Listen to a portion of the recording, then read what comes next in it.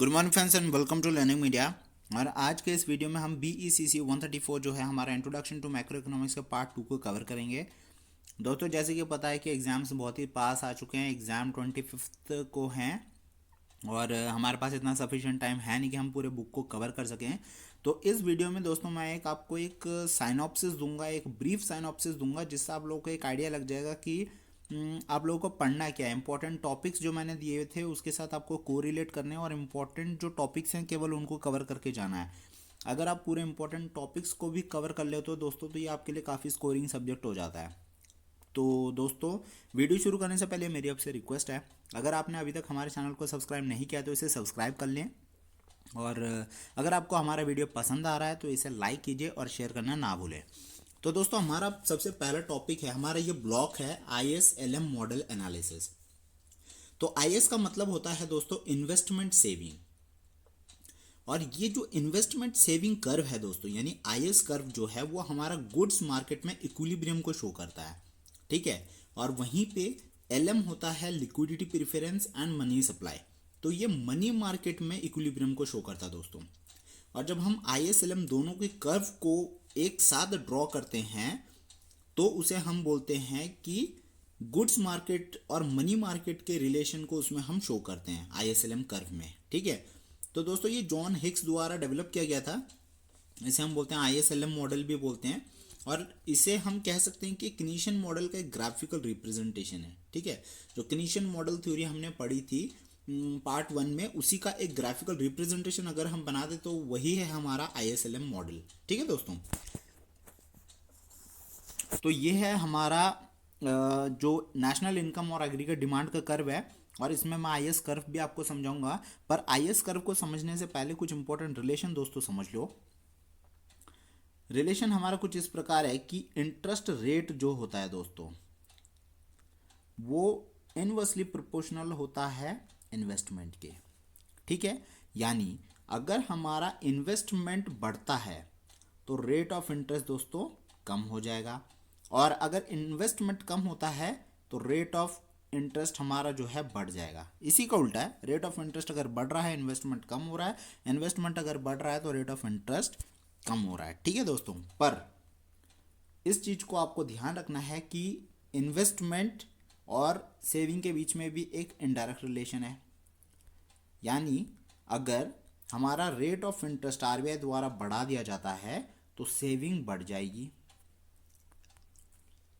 और अगर rate of interest हमारा कम हो जाता है तो सेविंग भी हमारा कम हो जाएगा। इससे अभी क्या समझ में आया दोस्तों, rate of interest inversely proportional होता है इन्वेस्टमेंट के, पर डायरेक्टली प्रोपोर्शनल होता है हमारे सेविंग के, ठीक है दोस्तों। इस चीज़ को याद रखना, इसी के बेसिस पे हम कर्व को ड्रॉ करेंगे। एक साइड ले लिया हमने एग्रीगेट डिमांड और दूसरे साइड पे हमने ले लिया है नेशनल इनकम को, ठीक है दोस्तों। ये हमारी नॉर्मल इनकम की लाइन है, और ये जो पॉइंट E है दोस्तों, ये इक्विलिब्रियम जो है ये हमारी नेशनल इनकम को शो कर रही है कि इस पॉइंट पे हमारा नेशनल इनकम जो है इक्विलिब्रियम लेवल पे पहुंच गया है। अभी दोस्तों यहाँ पे हमने इस कर्व में, यह हमारी एक नॉर्मल इनकम लाइन है, ठीक है। और इसे हम मान के चलते हैं कि यहाँ पे एक एग्रीगेट डिमांड है हमारे कंजम्पशन प्लस इन्वेस्टमेंट, एक सिंपल लाइन है। इसे मैं दोस्तों चैप्टर 5th में पढ़ा चुका हूँ, मैं प्रिंसिपल ऑफ मैक्रो इकोनॉमिक्स 1 में, कि एग्रीगेट डिमांड होता है कंजम्पशन प्लस इन्वेस्टमेंट। और इसी को अगर मैं 3 सेक्टर मॉडल में पढ़ूँ तो एग्रीगेट डिमांड होता है हमारा consumption plus income plus government expenditure, और 4 सेक्टर मॉडल में अगर मैं पढ़ूँ तो इसी में आप लोगों का ऐड हो जाता है नेट एक्सपोर्ट, ठीक है दोस्तों। तो नेट एक्सपोर्ट का फॉर्मूला क्या होता है, एक्सपोर्ट माइनस इंपोर्ट, इस चीज़ को याद रखना, ओके। तो चलिए इसी कर्व में चलते हैं। यह हमारा है एक नेशनल इनकम की लाइन है, और यहाँ पे एक मान के चलते हैं 2 सेक्टर मॉडल में कंजम्पशन प्लस इन्वेस्टमेंट का लेवल ये है। तो ये जिस पॉइंट पे इक्विलिब्रियम है दोस्तों, इसी पॉइंट को यहाँ पे अगर हम देखें तो ये हमारा नेशनल इनकम शो करता है। तो OY यहाँ पे हमारा नेशनल इनकम है।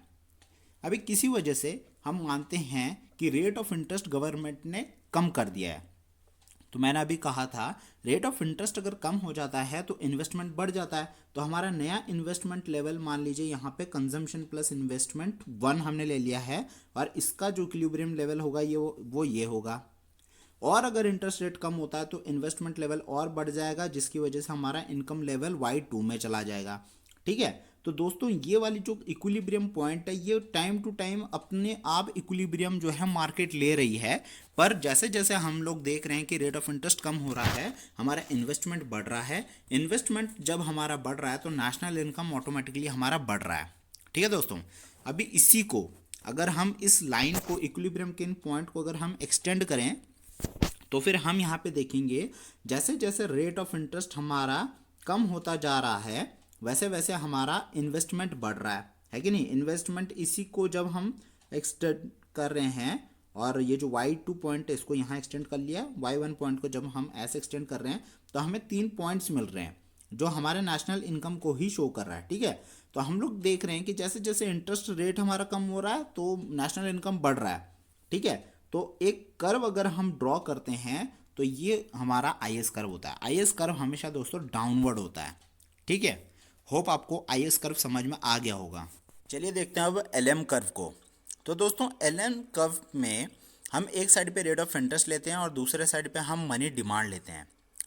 तो जैसे कि दोस्तों पता है कि मनी सप्लाई RBI द्वारा फिक्स की जाती है, तो इसे शॉर्ट टर्म में हम वेरी नहीं कर सकते, पर जो डिमांड है मनी का उसको हम जो है कर सकते हैं।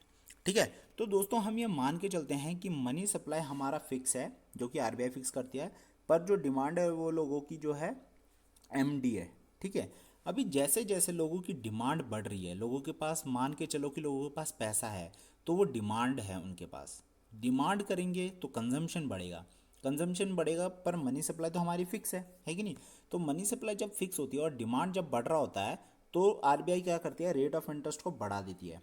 रेट ऑफ इंटरेस्ट को बढ़ा देगी, फिर मनी डिमांड की जो इक्विलिब्रियम होती है वो एक पॉइंट पे आ जाएगी, E1 मान के चलो, पहले E में थी बाद में E1 हो गया। उसके बाद और लोगों की अगर डिमांड बढ़ती है फिर रेट ऑफ इंटरेस्ट बढ़ा देती है, इसको मान के चलो E2, है कि नहीं। तो इस तरह से जो है हमारा मनी सप्लाई और मनी डिमांड के बीच का कंसेप्ट जो है मेंटेन रहता है। उसके बाद ये हमारा LM कर्व है। LM कर्व में जैसे जैसे हमने देखा कि मनी सप्लाई हमारी फिक्स है, पर जैसे जैसे मनी का डिमांड जो है बढ़ता जा रहा है तो सरकार रेट ऑफ इंटरेस्ट को बढ़ा रही है। नॉट एक्चुअली सरकार बढ़ा रही है, पर इसे RBI बढ़ा रही है। सरकार फिस्कल पॉलिसी यूज़ करती है जबकि RBI मॉनेटरी पॉलिसी यूज़ करती है, ये आप लोगों को पता होना चाहिए। ठीक है, तो इसका जो हम लोग एक्सटेंड करेंगे वो हमारे इस पॉइंट पे आके मैच होता है।